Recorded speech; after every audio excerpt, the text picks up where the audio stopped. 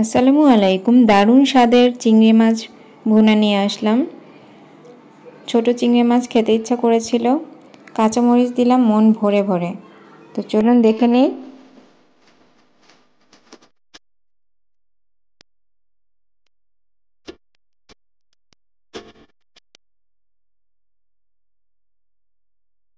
প্রথমে একটি প্যানে তেল দিয়ে নিলাম পরিমাণ মতো, পেঁয়াজ বেটে দিয়ে নিলাম, সামান্য হলুদ দিয়ে নিলাম, এরপর শুকনা মরিচের গুঁড়ো দিয়ে দিলাম, কাঁচামরিচ দিয়ে দিলাম, সামান্য লবণ দিয়ে দিলাম স্বাদ মতো।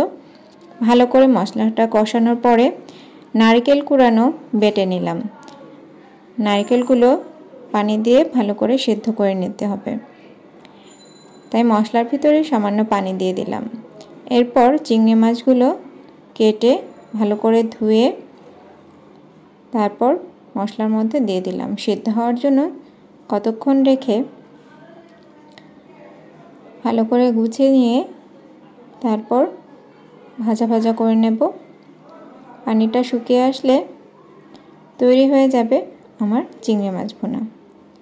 সবাইকে দেখার জন্য ধন্যবাদ।